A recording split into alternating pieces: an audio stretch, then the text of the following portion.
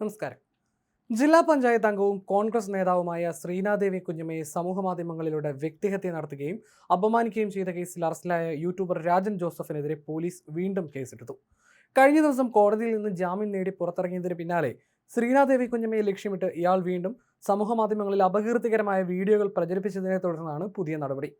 ശ്രീനാദേവി കുഞ്ഞമ്മ നൽകിയ പുതിയ പരാതിയുടെ അടിസ്ഥാനത്തിൽ അടൂർ പോലീസാണ് കേസ് രജിസ്റ്റർ ചെയ്തത്. ഈ കേസിൽ യൂട്യൂബർ രാജൻ ജോസഫിനെ 1-ാം പ്രതിയായും സിബി തോമസ് എന്നയാളെ 2-ാം പ്രതിയായും ചേർത്താണ് പോലീസ് എഫ്ഐആർ ഇട്ടിരിക്കുന്നത്. നേരത്തെ ശ്രീനാദേവി കുഞ്ഞമ്മ നൽകിയ പരാതിയെ തുടർന്ന് ജാമ്യമില്ലാ വകുപ്പ് പ്രകാരം കേസെടുത്തതോടെ രാജൻ ജോസഫ് ഒളിവിൽ പോയിരുന്നു. തുടർന്ന് അടൂർ പോലീസ് നടത്തിയ അന്വേഷണത്തിൽ ഈ മാസം 11-ന് രാത്രി എറണാകുളത്ത് വെച്ചാണ് ഇയാളെ പിടികൂടിയത്. മലപ്പുറം സ്വദേശിയായ രാജൻ ജോസഫിനെതിരെ മറ്റ് ചില പോലീസ് സ്റ്റേഷനുകളിലും സമാനമായ രീതിയിൽ കേസുകൾ നിലവിലുണ്ട്. ശ്രീനാദേവി കുഞ്ഞമ്മയുടെ പരാതിക്ക് പുറമെ വയനാട് ചൂരൽമല ഉരുൾപൊട്ടൽ ദുരന്തത്തിൽ സർവ്വതും നഷ്ടപ്പെട്ട നൌഫൽ എന്ന യുവാവിനെതിരെയും ഈ യൂട്യൂബർ വ്യാജ പ്രചരണം നടത്തിയതായി പരാതി ഉയർന്നിട്ടുണ്ട്. ദുരന്തബാധിതർക്കായി ഒരുക്കിയ പുനരധിവാസ ടൗൺഷിപ്പിലെ നൌഫലിന്റെ വീടിന്റെ മുകൾ ഭാഗത്ത് വിള്ളൽ വീണത് വലിയ വാർത്തയും വിവാദവുമായിരുന്നു. ഇതിന് പിന്നാലെ നൌഫലിനെ വ്യക്തിപരമായി അധിക്ഷേപിച്ചും വ്യാജ ആരോപണങ്ങൾ ഉന്നയിച്ചും രാജൻ ജോസഫ് നിരന്തരം യൂട്യൂബ് വീഡിയോകൾ ചെയ്യുകയായിരുന്നു. യൂട്യൂബറുടെ ഈ ക്രൂരമായ വേട്ടയാടൽ കാരണം തന്റെ ജീവിതം പൂർണ്ണമായി പ്രതിസന്ധിയിലായെന്ന് നൌഫൽ തുറന്നു പറഞ്ഞു.